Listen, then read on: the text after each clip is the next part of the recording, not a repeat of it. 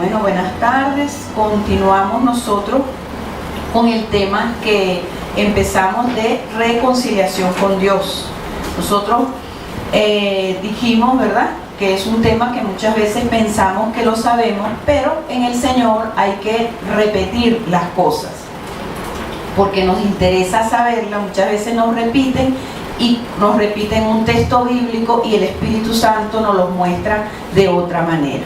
Nosotros quedamos la semana pasada en el tema de reconciliación con Dios, en dónde quiere habitar Dios. Este tema es muy importante, sobre todo para el evangelismo, porque hay mucha ignorancia en este sentido, y por eso es que la gente, con su necesidad de Dios, es atrapada por cantidad de sectas o cantidad de palabras erróneas que viene y le dice a la gente, y la gente cree porque tiene una necesidad. Pero si nosotros estamos instruidos en la palabra de Dios, podemos sacar a las personas de ese error. ¿Dónde quiere habitar Dios? Tenemos aquí la palabra de Hechos 17:24, que dice: el Dios que hizo el mundo y todas las cosas que en él hay, siendo Señor del cielo y de la tierra, no habita en templos hechos por manos humanas. Generalmente se cree que Dios habita en las iglesias. Dios no habita en las iglesias. Dios decidió, y lo vamos a ver más adelante, que Él quiere habitar en nuestros corazones.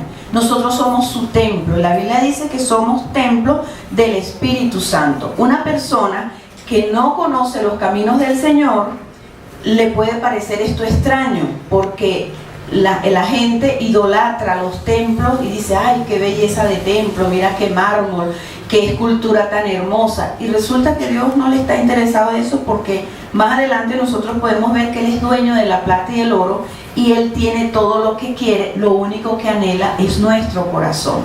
Amén. En Juan 14:23 dice: y respondió Jesús y les dijo: el que me ama, mis palabras guardará, y mi Padre le amará, y vendremos a él y haremos morada con él. Es importante, para que Dios more en nuestros corazones, que nosotros amemos la palabra de Dios, y como se dijo esta mañana en el mensaje, la guardemos.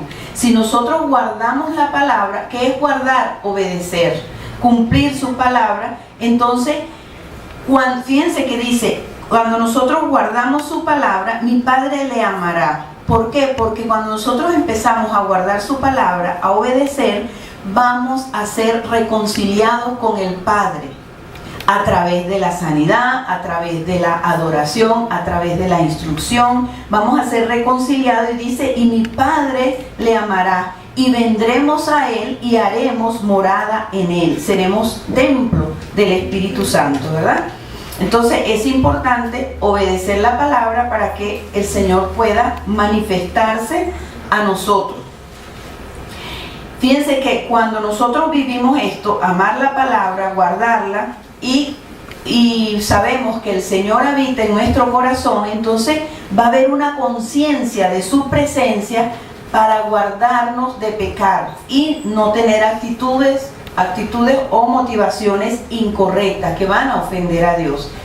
Y nosotros debemos estar como conscientes de lo que significa la presencia de Dios en nuestras vidas. Cuando nosotros tenemos esa conciencia, entonces es allí donde se establece el temor de Dios. Ya yo no maltrato a un hermano porque tengo temor de Dios. Ya yo no quito algo que no es mío porque tengo temor de Dios. Ya yo obedezco a las autoridades porque tengo temor de Dios. ¿Por qué? Porque tengo conciencia que Él vive en mi corazón. Cuando nosotros evangelizamos a una persona y la discipulamos, nosotros tenemos que llevarla a eso, que tenga conciencia que Él vive en su corazón, para que el temor de Dios crezca en su vida y sea un discípulo de Cristo y no un discípulo de la iglesia. Que de la semana pasada dije que nuestro interés no es llenar la iglesia, sino traer las almas al corazón de Cristo, y Cristo al corazón de las almas. Fíjense que esto también lo escuché aquí, ¿verdad?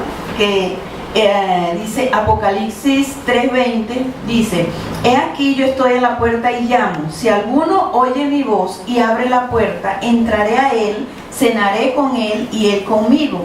La semana pasada la pastora dijo que, y a mí eso me llamó la atención y lo anoté, porque uno, yo no sé si les pasará a ustedes, pero uno piensa que dice, bueno, es con el inconverso, aquí estoy a la puerta y llamo. Si alguien oye eso, eso es para ellos, para los inconversos.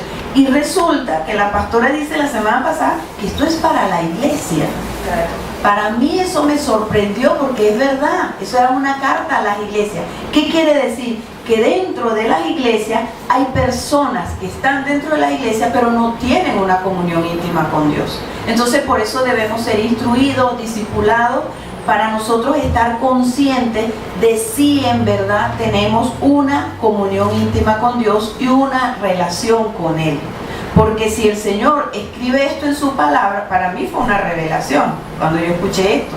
Y entonces tenemos que ponernos a cuenta con el Señor, ¿verdad? Para ser reconciliados de una manera hermosa, preciosa con nuestro Padre Celestial. En Juan 14:21 dice: el que tiene mis mandamientos y los guarda, ese es el que me ama. Y el que me ama será amado por mi Padre, y yo le amaré y me manifestaré a él. Fíjense en el texto anterior, dije que el que guarda mis mandamientos, ¿verdad? Mi Padre le amará, o sea que vamos a ser restaurados en la relación con el Padre.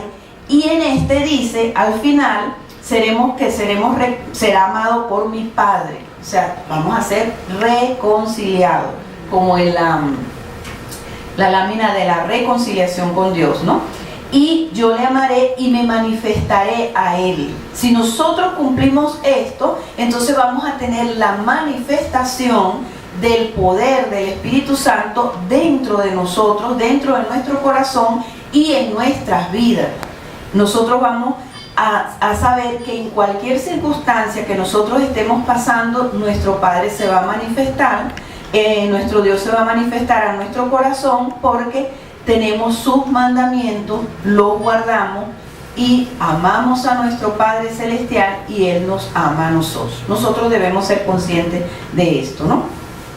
Estamos en el punto que donde quiere habitar Dios, ¿no? Isaías 66 del 1 al 2 dice: Jehová dijo así: el cielo es mi trono y la tierra el estrado de mis pies. ¿Dónde está la casa que me habréis de edificar y dónde el lugar de mi reposo? Isaías 66, 1, 2. ¿Okay? Mi mano hizo todas estas cosas, y así todas estas cosas fueron, dice Jehová. Pero miraré a aquel que es pobre y humilde de espíritu y que tiembla a mi palabra. Dios no está buscando templos. Y cuando nosotros prediquemos a las personas, le decimos, mira, lo que Dios quiere es tener una relación contigo, porque la gente siempre piensa que los estamos llevando a una religión. No, no los estamos llevando a una religión, sino a una relación con su Padre Celestial, que van a ser reconciliados a través de Jesucristo y van a ser investidos del poder de lo alto cuando reciban el poder del Espíritu Santo. Entonces ahí es donde quiere habitar el Señor, un corazón humilde de espíritu que tiembla a su palabra, que respeta, no que tiembla de miedo, que respeta su palabra y la ama, ¿verdad? Y que sabe que la palabra es corrección y dirección para su vida. Entonces, ni el cielo ni la tierra pueden contener al Dios Todopoderoso. Él simplemente quiere nuestro corazón. A mí eso me enternece, me maravilla, que uno piense que Dios es el Dios que hizo el cielo, la tierra, las estrellas, los mares, los animales, al ser humano, y que Él nos anhela tener una relación íntima con nosotros, que nos anhela, que nos creó para eso. Usted está pensando la grandeza de eso, es para que nosotros nos postremos en adoración siempre, que Él nos hizo y nos llama, hizo su plan perfecto para que nosotros llegáramos a sus caminos, porque Él no nos quiso abandonar, no nos abandonó porque pecamos, sino que preparó, hizo provisión para esto. ¿Ok? Nosotros no vamos a buscar la presencia de Dios en la iglesia. Muchas veces yo he escuchado decir, le preguntaba a alguien, ay, fuiste a la... No, es que la iglesia está muy floja, es que no sé, no se siente la presencia de Dios allí, tú sabes, yo llego y no recibo nada. ¿Sabe por qué no recibe nada? Porque la presencia de Dios la lleva a usted. La presencia de Dios la trae usted por su comunión íntima en toda la semana. Nosotros no vamos a buscar, vamos a ir a adorar. Y el Señor nos va a retribuir porque Dios no se queda con nada, ¿verdad? Vamos a ser bendecidos. Nosotros llevamos la presencia de Dios cuando tenemos una vida de comunión íntima con Dios, relación con Él, adoración y lectura de la palabra. En 1 Corintios 3:16 dice... 1 Corintios 3:16 dice, ¿no sabéis que sois templo de Dios y que el templo de Dios y que el Espíritu de Dios mora en vosotros? Esto es donde confirma que somos templo del Espíritu Santo.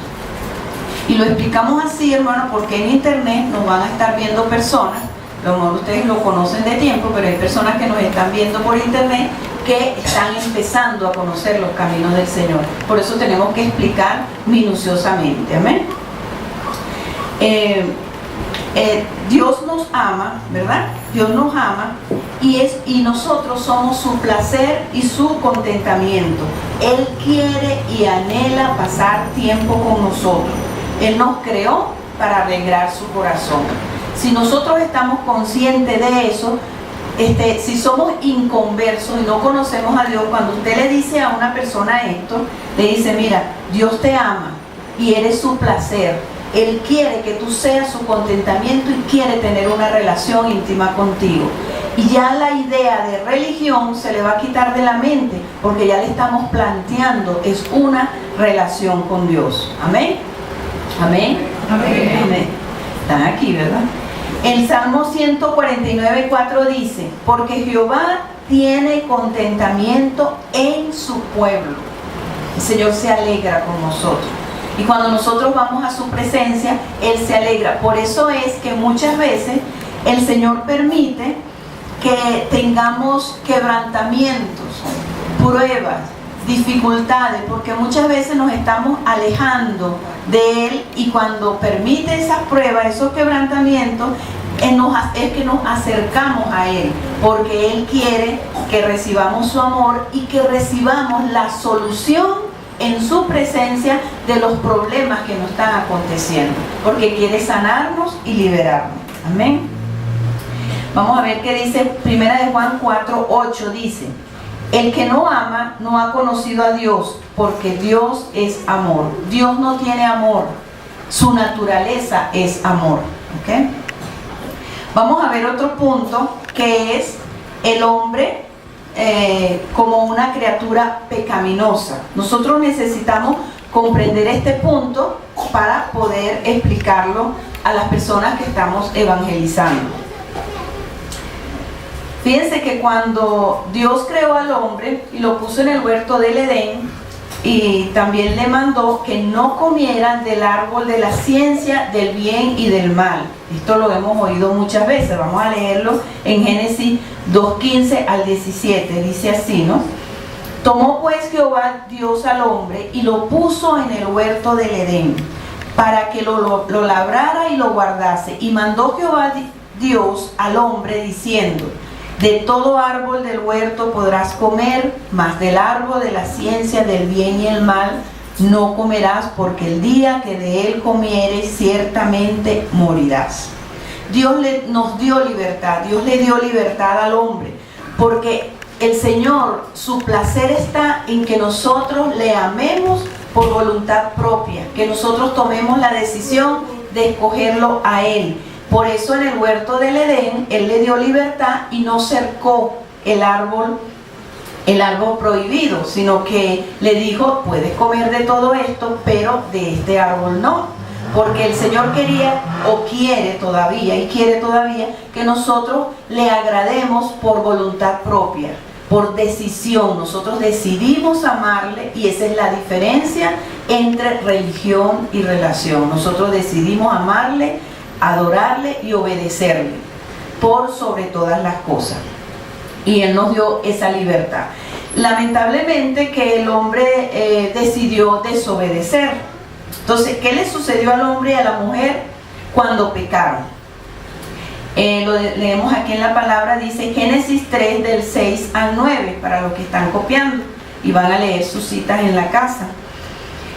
Y vio la mujer que el árbol era bueno para comer, que era agradable a los ojos y árbol codiciable para alcanzar la sabiduría, y tomó de su fruto y comió, y dio también a su marido, el cual comió así con ella, como ella. Entonces fueron abiertos los ojos de ambos y conocieron que estaban desnudos. Entonces cosieron hojas de higuera y se hicieron delantales. Fíjense cuál fue la desnudez que tuvieron ellos en el huerto del Edén. Ellos estaban cubiertos, vestidos de la gloria de Dios.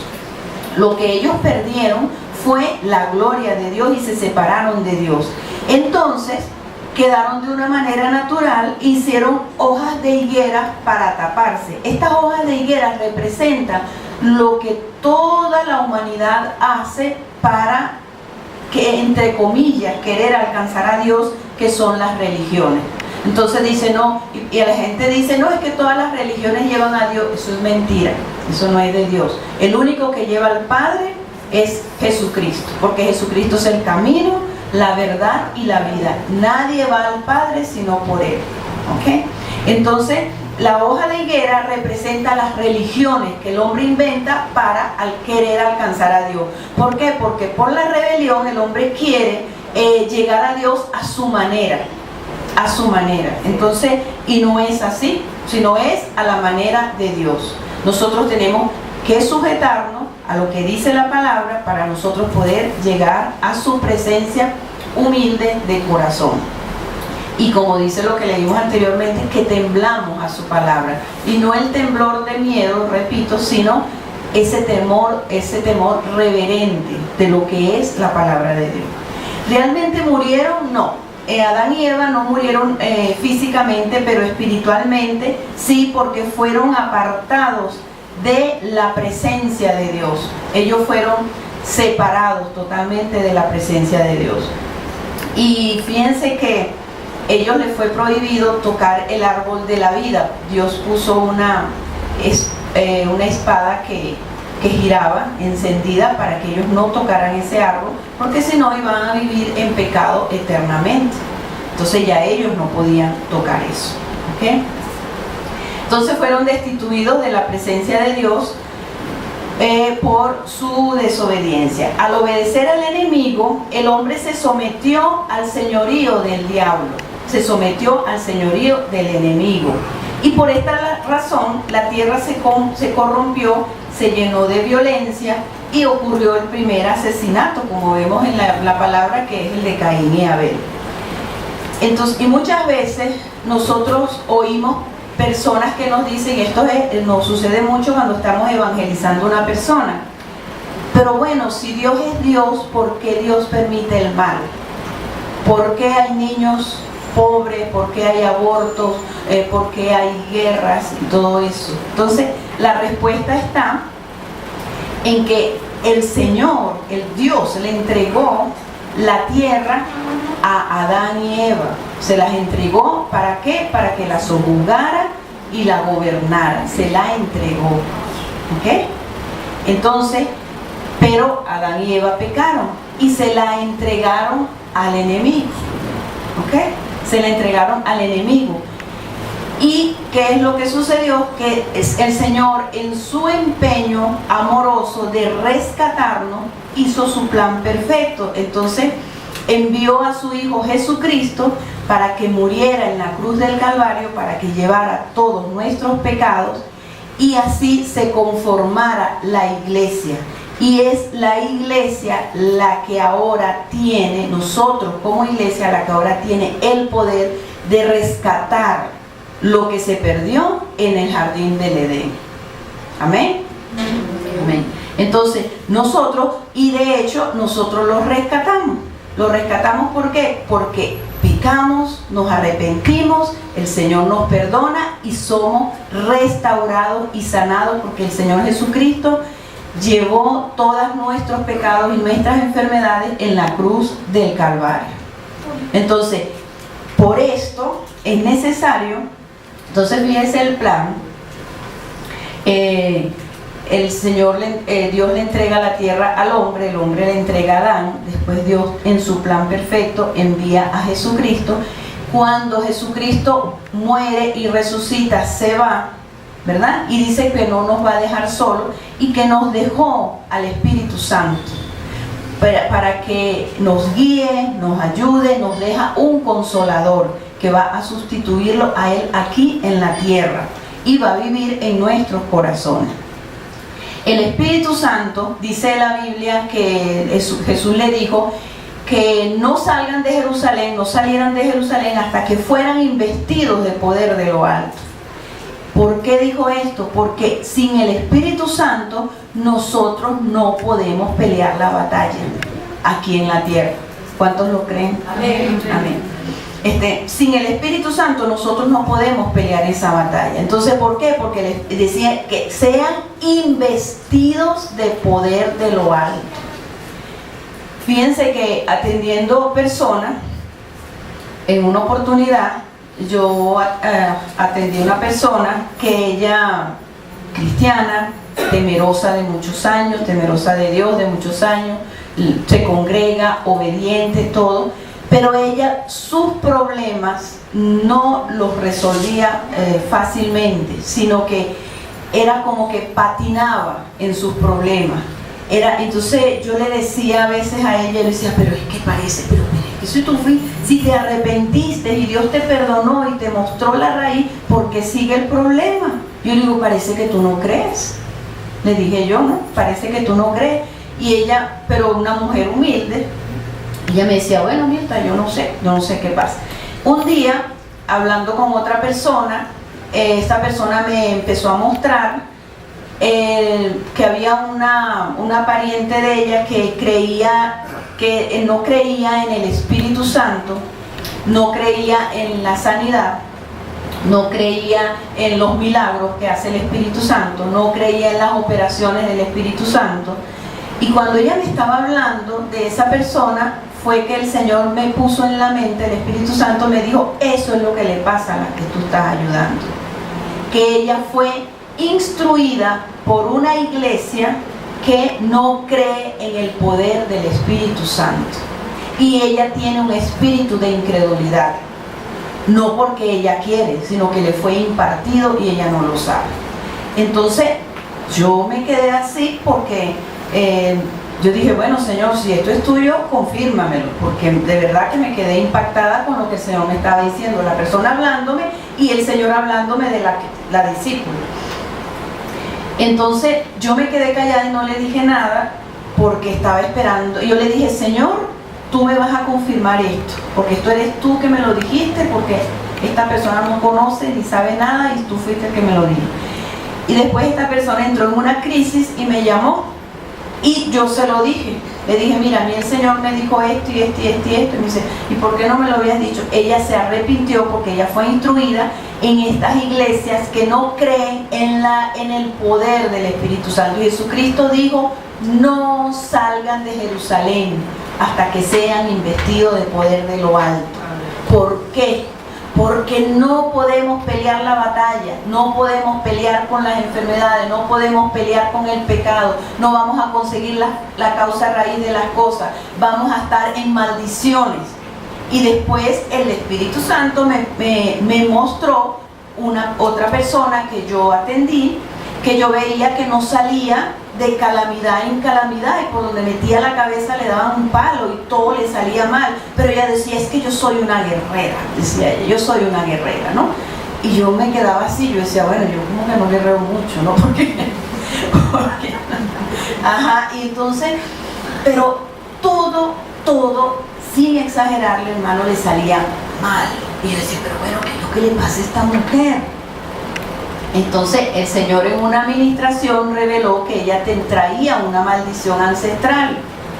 Pero después que yo descubrí esto, que el Señor me mostró eso, me dice, eso es lo que a ella le pasa, porque ella fue instruida también en estas iglesias que no creen en el poder del Espíritu Santo, no creen en milagros, no creen en sanidad, no creen en la operación del Espíritu Santo, y ella está adoctrinada en eso, y por lo tanto ella le cuesta pelear y guerrear sus batallas en el poder del Espíritu Santo, porque el Señor nos los dejó para que nos sea más sencillo, porque la palabra dice, mi yugo es fácil y ligera mi carga. Amén. Entonces a través de, ¿me estoy explicando? Amén. Entonces aprendámoslo para el evangelismo, porque este tema tiene mucho que ver con el evangelismo. Entonces, la primera persona que le nombré, ella trabajó su área, se arrepintió, se desligó y, hermanos, ha visto cambio en su vida. Ya no, ella dice que ella en la mente luchaba para vencer el pecado y no podía. Después de esto me dice que no, que le vienen sus cosas, sus pensamientos como a todos, pero que los puede vencer, porque quitó la incredulidad, porque eso deja incredulidad, deja confusión, deja espíritu de duda y falta de fe, y sin eso no podemos. Entonces me estoy explicando lo que les quiero decir, que hay una separación. O sea, pueden ser cristianos, aceptan a Jesucristo, pero les cuesta vencer el pecado y los problemas, y son personas que se le viven en mucha calamidad porque no la pueden vencer. La vencen por un ratico y vuelven otra vez, porque hay ese espíritu de incredulidad que es transmitido cuando no se cree en el poder del Espíritu Santo. Amén. Génesis 4:8 dice que al hombre, al desobedecer el enemigo, la tierra se corrompió y hubo el primer asesinato. Y dice así en Génesis 4:8, y dijo Caín a su hermano Abel, salgamos al campo, y aconteció que estando ellos en el campo, Caín se levantó contra su hermano Abel y lo mató. Al hombre desobedecer entró la violencia. La gente, entonces lo que les dije al principio, ¿por qué Dios no combate el mal si es Dios? Porque Dios le entregó la tierra al hombre. Y después vino Jesucristo, y ahora somos nosotros como iglesia los responsables de la restauración del hombre con Dios, la reconciliación del hombre con Dios. ¿Ok? Entonces cuando le vengan con esa pregunta, ya ustedes saben qué contestarle y qué decirle, porque a mí me decían, bueno, pero ¿por qué hay tantos abortos? ¿Por qué maltratan a los niños? ¿Por qué hay violación? Por el pecado y las maldiciones. Dios no es culpable de nada. Dios es santo. Dios es santo. Si nosotros lo culpamos en nuestro corazón, pues debemos arrepentirnos de eso, porque Dios es santo. Vamos a ver ahora qué es el pecado según el criterio del hombre, ¿no? La mayoría de los hombres interpreta el pecado como hechos extremadamente malos cometidos contra otros, ¿verdad? Violencia, homicidios, abusos de niños, robos, etcétera. Hechos dramáticos que tienen que ver con las relaciones con el hombre. Entonces la gente dice, no, pero es que yo soy bueno porque yo no le hago daño a los niños, yo no he cometido homicidio, yo no he robado banco, y se consideran buenos por eso. Pero la Biblia nos enseña que el pecado es el acto de desobedecer a Dios. Una vez que nosotros desobedecemos a Dios, ahí estamos en pecado. No necesitamos ser un delincuente para ser un pecador, ¿verdad? Porque todos somos pecadores, y de hecho por eso es que debemos establecer esa relación íntima con Dios, para que el Espíritu Santo nos redarguya profundamente de nuestro pecado y podamos ir camino a la santificación y al propósito por el cual Dios nos ha llamado. En Romanos 3:23 dice, por cuanto todos pecaron y están destituidos de la gloria de Dios. Todos somos pecadores. Una de las cosas que nosotros le debemos decir a la persona que no conoce a Cristo cuando le evangelizamos es que somos pecadores, porque la gente le cuesta aceptar esto, y esto es un principio importante porque cuando acepta que son pecadores, entonces sabe que necesita un Salvador. Amén. Si no te sientes pecador, entonces bueno, no necesitas a Cristo, porque Él vino a llamar a pecadores al arrepentimiento. Él no vino a buscar justos, sino pecadores. ¿Okay? El hombre es pecador por naturaleza y no existe pecado pequeño, ni grande, ni mortal, ni venial. Simplemente el pecado es desobediencia a la palabra de Dios. Cuando nosotros empezamos a conocer la palabra de Dios, nos damos cuenta de cuán pecadores somos. Por eso es importante leer el libro de instrucciones para el ser humano, que es la Biblia. Nuestras buenas obras no tapan el pecado. Para Dios son como trapos de inmundicia. Las buenas obras son las hojas de higuera que utilizó Adán y Eva cuando pecaron, ¿verdad? Y la religión inventa buenas obras, entonces hacen el bien y le dan un bolívar, o sea, un pan a una viejita, le dan una limosna a un mendigo, porque para ellos eso es ser bueno. Eso no, cuando somos cristianos, eso es algo natural, que nosotros tenemos que hacer el bien a las personas, pero no que eso es lo que nos va a llevar al cielo, porque dice la Biblia, en la Biblia de las Américas dice esta versión así, Isaías 64:4 dice: todos nosotros somos como el inmundo y como trapo de inmundicia todas nuestras obras justas. Si nosotros hacemos algo con la motivación de ser aceptados por Dios, entonces no hizo falta el sacrificio tan grande, tan doloroso que hizo Jesucristo en la cruz del Calvario. En conclusión, nosotros podemos decir que el hombre vive por su naturaleza pecaminosa, conduciendo su vida como si Dios no existe para él, de manera independiente.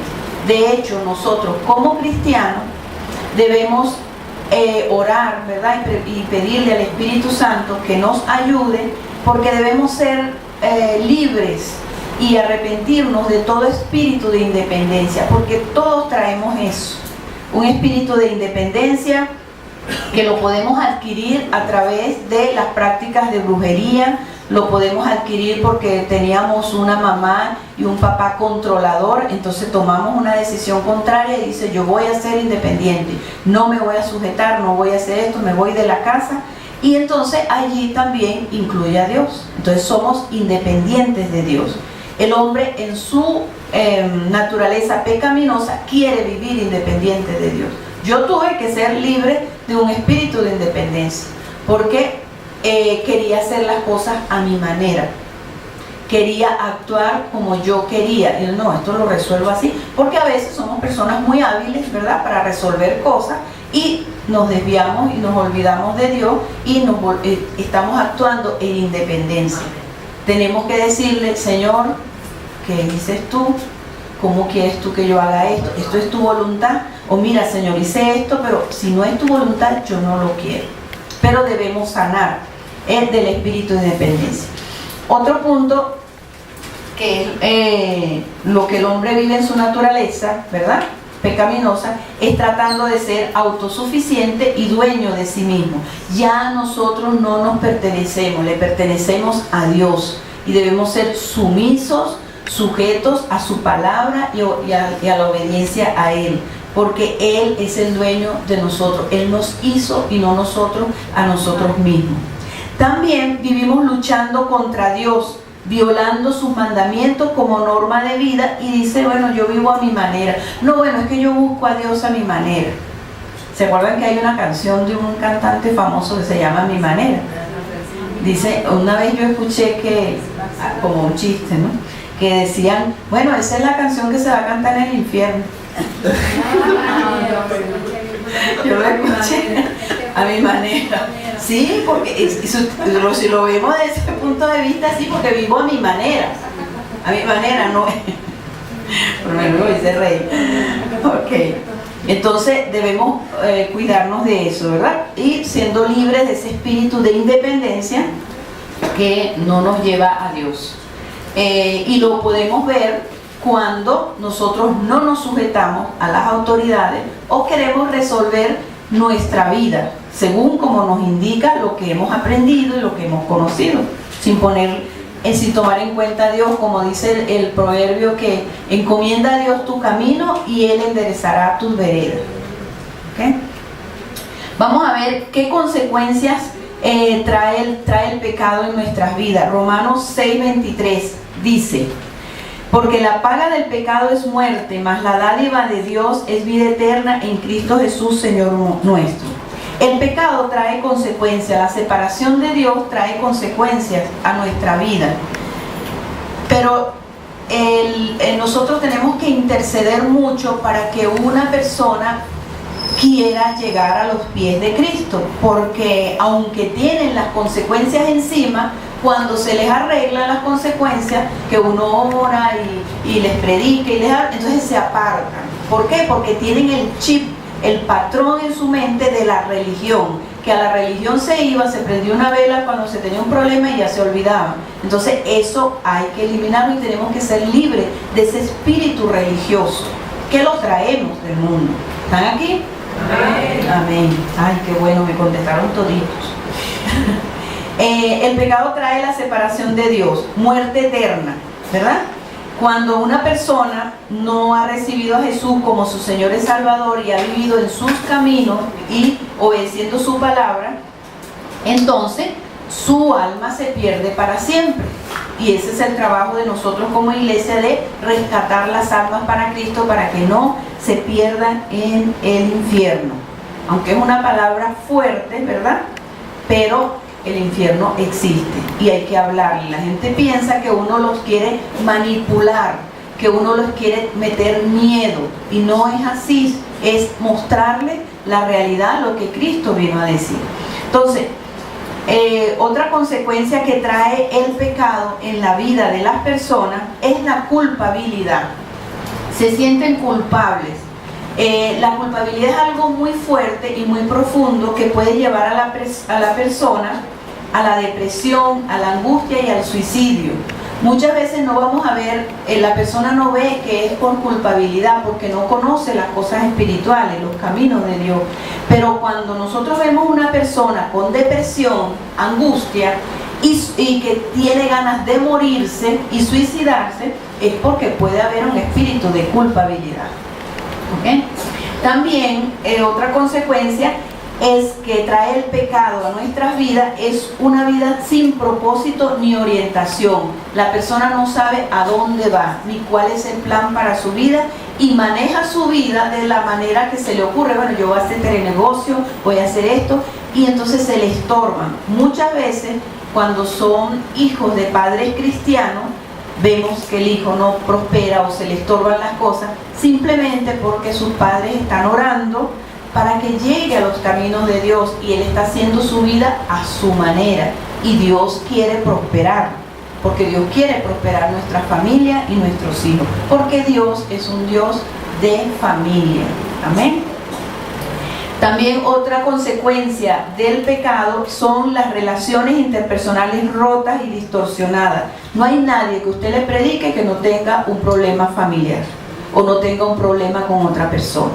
O sea que por allí podemos entrar a evangelizarlo, le podemos hablar del perdón de Dios, que el perdón arregla las relaciones interpersonales y restaura las relaciones rotas entre las parejas y las familias, padre e hijo, hijos con padre.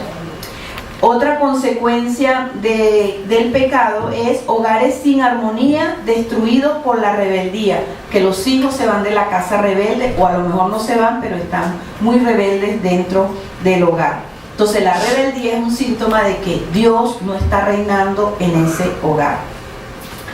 Y otra consecuencia del pecado es que se hacen efectivas las maldiciones. Las maldiciones en el ser humano son situaciones negativas que se repiten en una y otra generación, o le pasa mucho a esa persona. Por ejemplo, una maldición de rechazos. La persona siente que donde quiera que va lo rechazan. ¿Ok?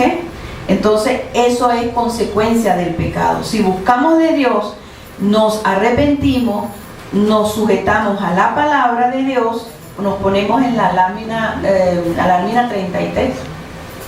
Entonces, ¿sí? Si nosotros vemos lo que dice la lámina, ¿verdad? El discipulado, el nuevo estilo de vida. Entonces es la palabra casa. Nos metemos bajo la cobertura del Señor, que son la comunión íntima con Dios, que se consiste en Biblia, oración. Se mueve solo. ¿Se mueve solo? ¿Está vivo? Está vivo. Bueno, aquí todo está vivo, ¿verdad? Entonces, que consiste en Biblia, oración, perdón y arrepentimiento, ayuno, ¿verdad? Ayuno, sujeción, que es el principio de autoridad, y adoración, basados en estos dos textos, que es Mateo 15:13, donde dice que vino a desarraigar, Jesucristo vino a desarraigar lo que nuestro Padre no plantó y vino a deshacer las obras del diablo. Entonces, nosotros podemos evangelizar con estos puntos del pecado, las consecuencias del pecado, podemos tomarlo como un punto de referencia para hablarle a las personas, porque no hay ninguna persona que esté desorientada sin Cristo, ¿verdad? Desorientada, que tenga relaciones interpersonales rotas, que tenga hogares sin armonía o que tenga una maldición, algo que se le repite de generación en generación. Puede ser una condición familiar o puede ser una enfermedad. Entonces, de esta manera nosotros nos estamos equipando para evangelizar a las personas y saber dónde están las personas ubicadas para ayudar. El otro punto es que el infierno existe. Nosotros tenemos que, como decía Anaí, pero ¿por qué? Porque yo tengo que saber qué es lo que le voy a decir a la gente. Nosotros debemos saber.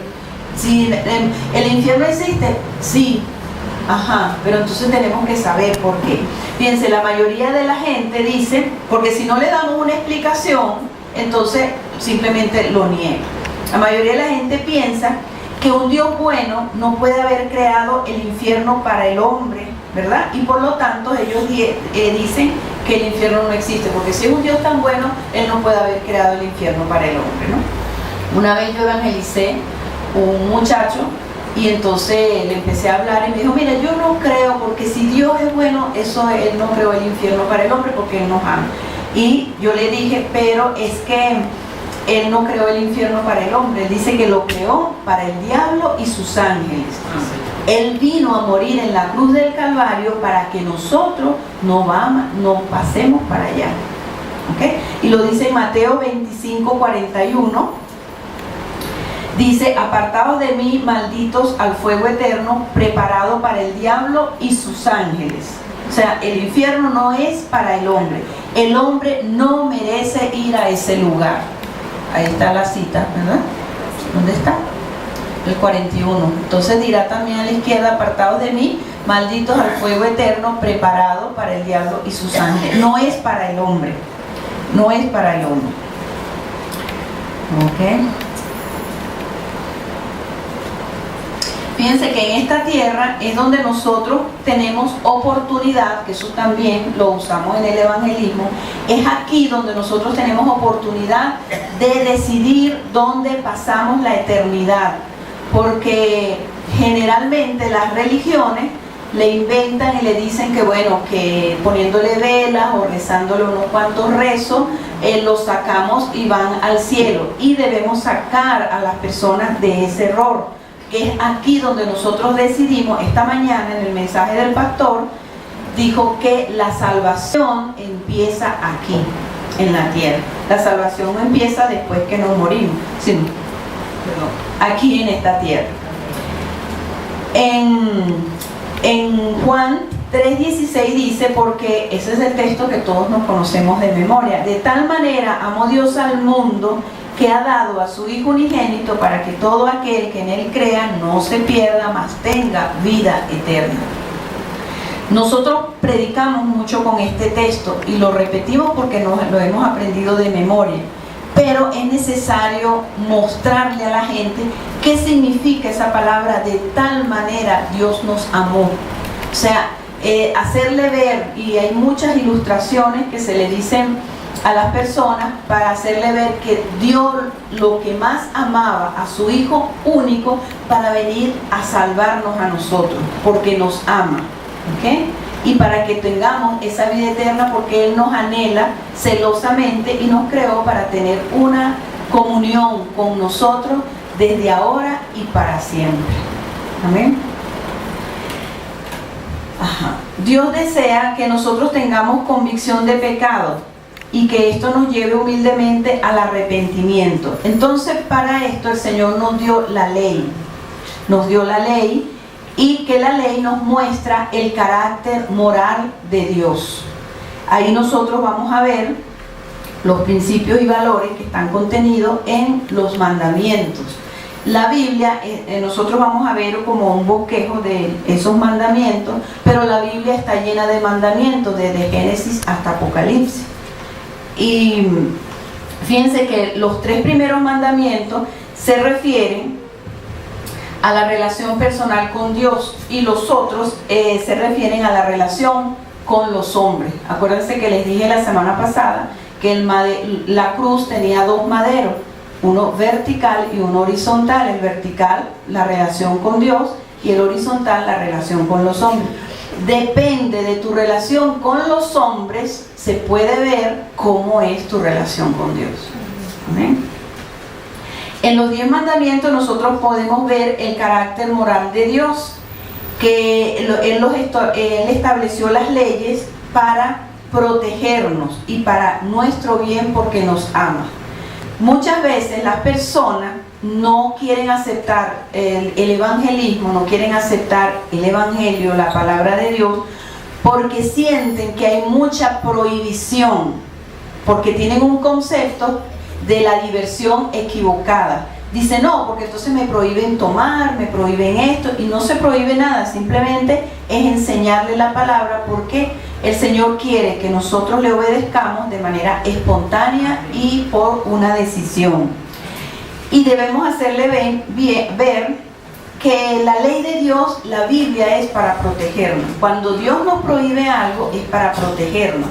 Y yo hablaba con una muchacha en mi casa y yo le decía, mira, cuando tu mamá te dice a ti que no salgas a Caracas a las 9 de la noche, a las 10, ¿por qué tú crees que es? Porque no quiere que te diviertas. Me dijo, no, para protegerme. Bueno, así es la ley de Dios. Es la ley de Dios, Dios nos las dio para protegernos. Por ejemplo, para darnos esas directrices, esos lineamientos, esa orientación, esos parámetros, tener un límite, porque Dios como Padre nos marca límites. Y así nosotros como papás también marcamos límites y disciplina, no estamos así como los pajaritos. ¿Okay? Entonces, debemos acatar estas leyes y estas normas. Entonces Él estableció su código moral y nosotros nos debemos regir por ese código. Entonces vamos a empezar ahorita a analizar un poquito de estos mandamientos. Éxodo 20:2-3 dice: Yo soy Jehová tu Dios, quien te saqué de la tierra de Egipto, de casa de servidumbre. No tendrás dioses ajenos delante de mí. ¿A qué se refiere el Señor cuando dice no tendrás dioses ajenos delante de mí? Recuerden que esto es un discipulado. Si nosotros empezamos con un discípulo dándole todos estos lineamientos, todos estos estudios, el discípulo va a crecer derechito, porque va a crecer instruido. Recuérdense que el Señor liberó a sus apóstoles a través de la instrucción. Duró 3 años discipulando, y por eso nosotros estamos aquí. ¿Ok? Entonces, dice que no tendrás otros dioses ajenos delante de mí. Ese es el primer mandamiento. Recuerden que los 3 primeros se refieren a Dios y los otros es para con los hombres. Entonces vamos a ver qué es un Dios, aparte del Dios Todopoderoso.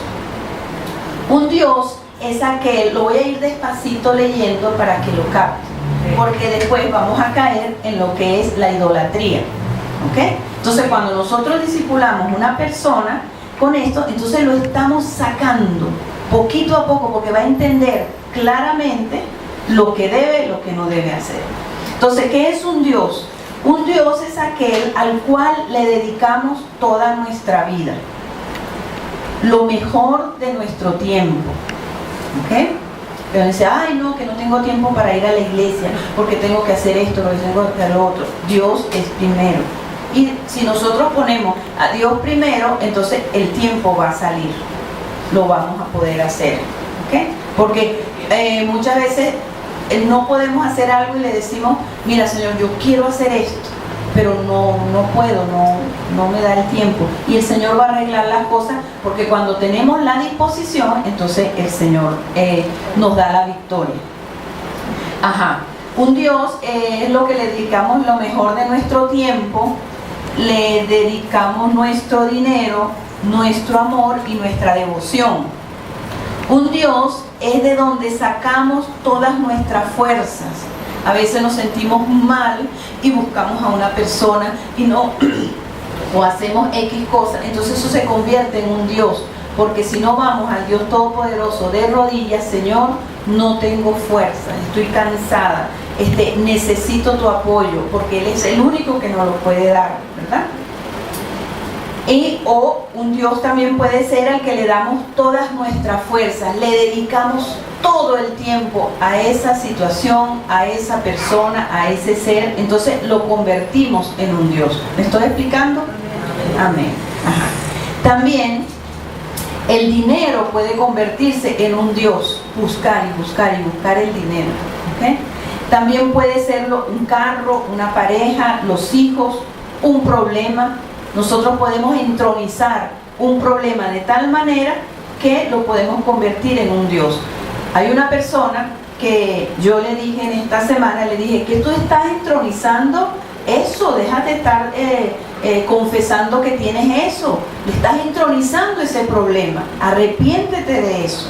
Y me dijo, es verdad, porque entonces es como que la gente idolatra el problema que tiene, gente que dice, mi enfermedad. No, yo no tengo ninguna enfermedad, ni la nombro en el nombre de Jesús, porque eso no es de Dios. Entonces podemos convertir un problema en un ídolo, en un Dios, cuando por el problema no adoramos a Dios. Tenemos el problema, pero debemos colgar el problema en un ganchito y decirle, Señor, vengo a adorarte.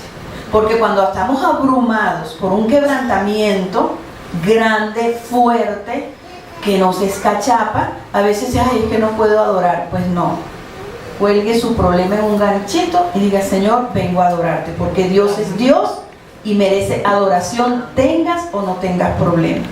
Yo recuerdo que cuando yo me convertí, tenía muchos problemas, entonces en la iglesia donde estaba, me decían que me ponían a servir para que yo me viera obligada a buscar a Dios. Y así me olvidara un poco de los problemas y de paso buscaba a Dios. Y me ponían a predicar y a hacer actividades en la iglesia. Y yo obedecía, porque si me decían, yo obedecía. Yo decía, bueno. Entonces yo le decía, Señor, me siento muy mal. De verdad que no puedo, me siento muy mal, pero yo voy a obedecer. Y entonces yo lo que hacía era como una terapia mental, que yo le decía, mira, Señor, yo voy a imaginarme que mis problemas están en un saco y yo voy a poner afuera en la puerta de la iglesia un clavo y yo los cuelgo allí. Y entro a la iglesia, predico, hablo, digo lo que tengo que hacer y bueno, cuando salga lo volvemos a recoger entre los dos para que me ayude, ¿no? Y de hecho, la gente se asombraba porque sabía el problema, porque yo estaba pasando y yo hablaba y predicaba como si nada, porque había dejado el problema afuera, porque Dios es primero. ¿Ok? Todos vamos a tener problemas siempre. Y como no, nos sentimos mal y eso, pero para eso está la comunión con el Señor y con los hermanos. También un Dios puede ser una carrera, ¿verdad? Una carrera puede ser una posición. No quiere decir esto que no tengamos carrera, que no trabajemos, que no busquemos dinero, pero si ponemos a Dios primero, Dios va a ordenar nuestros caminos para que el enemigo no nos ensarte con afanes y ansiedades. Puede ser una posesión, una persona o una actividad, ¿verdad? También un Dios puede ser buscar la satisfacción fuera de Dios, buscar llenar nuestra vida a través del sexo, a través de adicciones, todo lo que ocupe el primer lugar en nuestra vida, que nos quite tiempo para agradar a Dios y buscar de Dios, pues se puede constituir en un Dios. Por eso nosotros debemos esforzarnos. No, Señor, tengo esto que hacer, pero yo tengo que sacar mi tiempo para ti. Cuando nosotros hacemos eso, entonces estamos dándole el primer lugar en nuestro corazón. Y eso lo tenemos que explicar a las personas, porque muchas veces la persona no entiende lo que es la idolatría. No es que tú vas a rechazar a la persona, vas a rechazar al esposo, vas a rechazar tu trabajo. No, vas a poner a Dios en primer lugar y Dios va a ordenar tu vida, ¿no? Un ídolo es todo lo que te quita la adoración. Recuerden que estamos en el primer mandamiento. Amarás al Señor tu Dios, no tendrás dioses ajenos delante de Él. Un ídolo es todo lo que te quita la adoración, la obediencia, el conocimiento, amor y servicio a Dios. Entonces nosotros tenemos que estar alerta. ¿Qué nos quita el servicio a Dios? Vienen a través de una persona que queremos mucho. Y entonces ahí podemos descubrir, y entonces sentimos ese dolor tan grande, pero es que no me puedo recuperar, es que no lo puedo perdonar, es que cómo es posible, porque hay una idolatría. Entonces el Señor lo permite para que nosotros nos demos cuenta. Hay idolatría cuando nos ponemos furiosos porque nos tocan un ideal. Me pongo bravo, ¿cómo es posible que se meta con esto? ¿Verdad? Eso no. En el Señor nosotros vamos a manejar la situación, perdonar a la persona, pero depende de cómo tú te sientas. Si te sientes como una fiera, ¿verdad? Te sales de tus casillas para defender aquello. Es porque eso no le pertenece a Dios, sino que te pertenece a ti. ¿Ok? Entonces, les pongo otro ejemplo. A las mamás que tienen hijos pequeños, ¿verdad? Cuando en el colegio la maestra trata mal al niño y vamos furiosos a comernos a aquella maestra, sin orar primero para discernir, para ver qué fue lo que hizo el niño, y sino que nos comemos a la persona. Si alguien ofendió a nuestro hijo, nos lo queremos comer. Entonces ahí hay una idolatría, porque nos salimos de nuestras casillas para la defensa de eso que nos pertenece a nosotros. ¿Me explico? ¿Sí? Eso que nos pertenece a nosotros. Entonces, otra señal es que nos ponemos agresivos. O sea, nos ponemos furiosos y agresivos sin temor de Dios. Porque si yo tengo mi hija, ¿verdad? Y alguien me la daña, me la ofende, yo voy a Dios porque tengo temor de Dios primero. No me pongo furiosa ni me enardezco y la voy a defender, porque entonces quiere decir que ella me pertenece a mí, no le pertenece a Dios. Entonces tenemos que tratar con cordura y dominio propio cuando suceden estas cosas. ¿Ok? Vamos a dejarlo hasta aquí. ¿Me expliqué? ¿Sí? ¿Tendrán tarea? Sí. ¿Sí? Ok. Ajá. Vamos a saludar a las personas que nos están viendo por internet. Les agradecemos mucho que están entrando a la página, viendo los talleres. Que Dios los bendiga y que seamos, ojalá que seamos de ayuda, de edificación, y estamos a la orden. Nos pueden escribir por el correo, por la misma página, por el Facebook, por el Twitter, que también tenemos. De verdad que los saludamos a las personas que nos ven en Bolivia, México, Colombia, Paraguay, Puerto Rico, Ecuador, Nicaragua, El Salvador, Panamá, Canadá, Estados Unidos, República Dominicana, Costa Rica, Perú, Holanda, España, Francia, Líbano, Chile, Argentina. Muchas gracias, que Dios les bendiga. Y si somos de utilidad, damos toda la gloria y toda la honra a Dios. Y esperemos que sigan la secuencia de este discipulado, que es para sanidad y restauración. Amén. Que Dios les bendiga. Amén.